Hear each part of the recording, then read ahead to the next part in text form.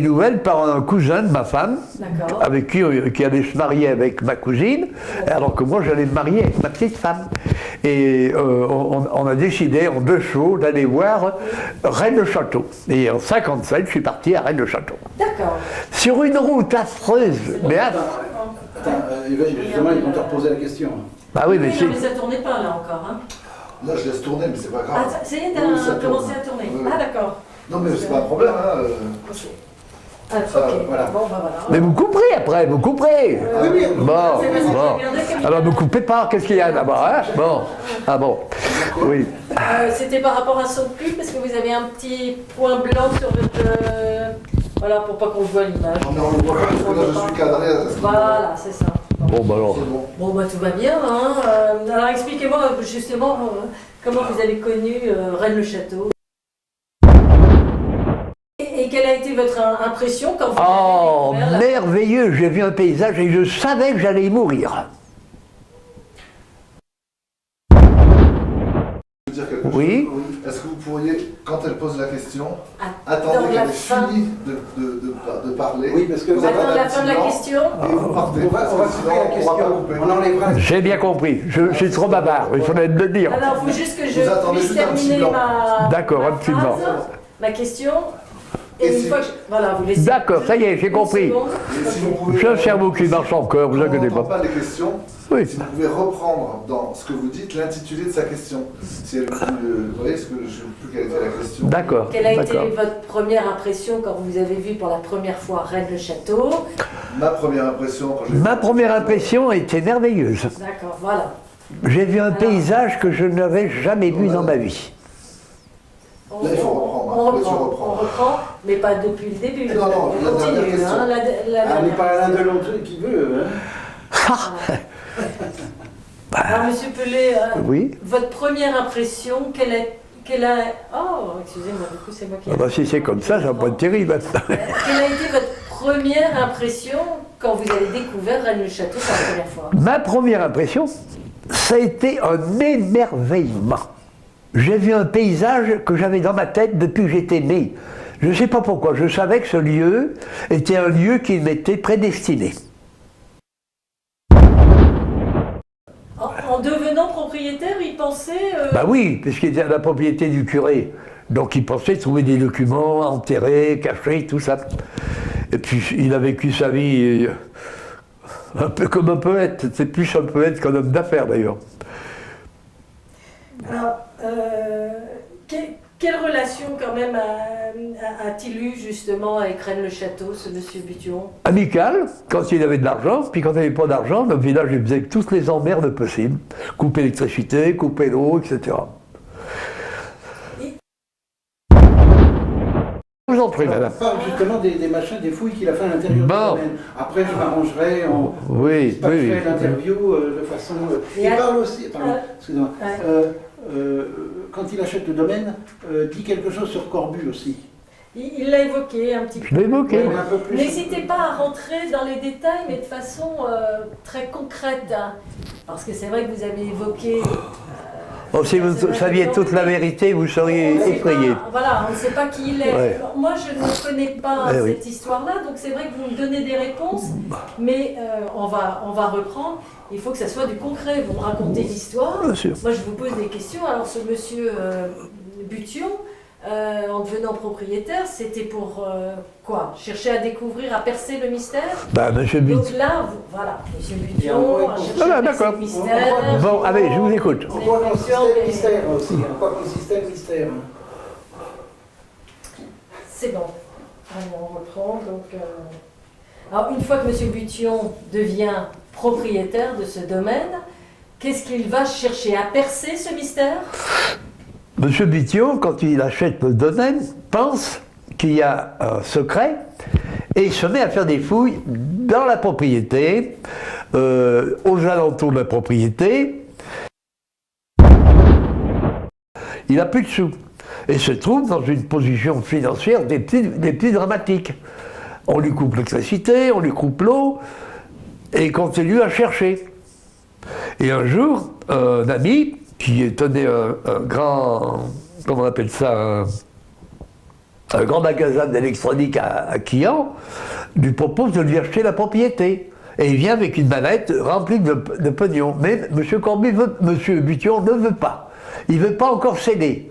Il attend jusqu'à la fin qu'il n'ait plus de moyens du tout. Et c'est à ce moment-là qu'il vend à des comment il s'appelait, je ne m'en rappelle plus là. C'est des Américains qui achètent la propriété. Comment était-il perçu par son environnement et par les habitants M. Bution était perçu comme un pigeon. Parce que toutes les fois qu'il pouvait lui faire payer des repas, des invitations, alors du coup il disait « ça va mes amis, je vous offre un repas et vous ne payez rien ». Alors évidemment, ça n'a pas duré des éternités ça. Madame Corbu discute avec ma femme, puis elle dit « oh, alors ma femme dit c'est une chante trésor, oh là là, m'en parlez pas, j'en ai jusque là ». Mais alors il y a quelque chose, elle me dit « oui, oui ». Un jour, Marine Arnaud, voyant qu'on était en difficulté financière parce qu'on avait des enfants qui avaient des problèmes pour les écoles, elle a dit « vous ne faites pas de soucis, lorsque je mourrai, vous aurez plus d'argent que vous pourrez en dépenser ». Et c'est la seule chose qu'elle a dit. Et Madame Corbu était formelle. Elle l'a dit à ma femme, elle n'a jamais rien dit d'autre. Pourquoi? Quel est le rôle de ces parchemins? C'est des papiers écrits en latin que Corbu a trouvés dans les archives de Marine Arnaud. Quel rapport avec le trésor? Eh bien, c'était des indications. Enfin, ça c'est un petit peu... Je ne préfère pas trop en parler parce qu'après il faudrait développer. Ça, c'est Saulière qui l'a fabriqué, ces deux documents. Voilà, ben moi je vous donne des petits détails parce que je pourrais vous en donner un petit peu plus, mais il faut quand même que mon livre soit complet. Hein? D'après vous, le mystère de ce trésor et de Rennes-le-Château va se poursuivre encore Non, parce que je vais donner l'épreuve au gouvernement, parce que j'avais une autorisation du gouvernement. André Malraux m'avait couvert pour les fouilles. Vous vous rendez compte? André Malraux, en 68. Donc c'est que s'il m'avait donné l'autorisation, c'est qu'il savait bien que je travaillais sur des choses sérieuses. Les affaires culturelles m'ont donné un droit de fouille au Sœur Bayrou, que j'ai sur papier, j'ai tout sur papier ça, c'est pas des racontars. C'est vrai que depuis 1956, il y a beaucoup d'articles, d'histoires, de personnes. Oui, c'est bien, c'est rigolo comme ça. Moi, quand j'entendais les bêtises, parce que celui qui arrive passer des vacances, il vient passer des vacances, il s'en va et il écrit un livre.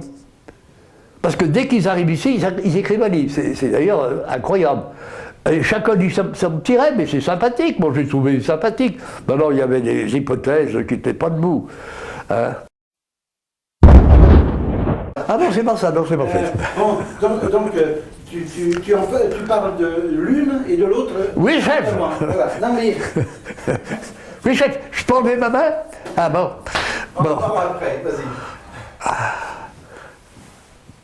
Comme ça, quand vous voulez. Quand ça tourne, ok. Alors, Monsieur Pelé, vous m'évoquiez l'histoire des parchemins, mais pouvez-vous me parler aussi des dalles? Pomme bleue. Alors, pomme bleue, c'est PSBS. Il fallait bien utiliser les lettres. Maintenant, ils disent pomme bleue parce qu'il y a une pomme qu'on voit dans l'église. Mais enfin, il faut bien rêver. PSBS, il y avait des lettres en trop. Quand on fait des anagrammes, il faut utiliser toutes les lettres. Alors, il a utilisé les fins en faisant pomme bleue, ça fait PS, pomme bleue, BS. Trésor de Béranger-Saulière. C'est une clarté absolue. C'est pas compliqué. Il est arrivé à la fin de sa vie, épuisé, fatigué, tout ça. Mais il en a payé des repas. Il achetait des tonneaux de rhum, 200 litres. Ça n'arrêtait pas. Il recevait des personnalités énormes.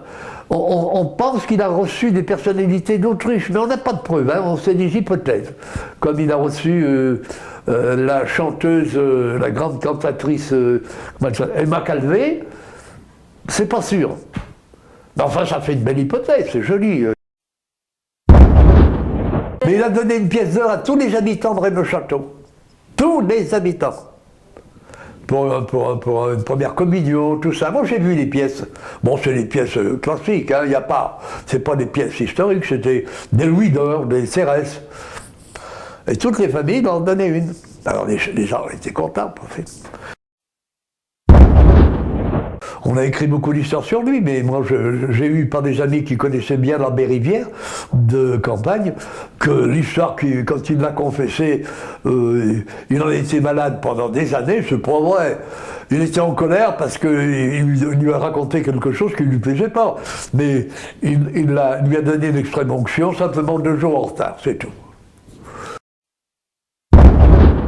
Et mon ami Michel Vallet a fait une observation dans son bouquin qui est très bien et très précise. C'est qu'il fouillait dans la vallée des Balses, qui est la vallée où il y a un dépôt. Et toute sa jeunesse, il a cherché, et après, il avait son petit jardin dans la vallée des Balses qui lui permettait de faire des fouilles et de trouver encore une cachette. Voilà. Bon. C'est bon. Ah, c'est pas mal aussi, hein.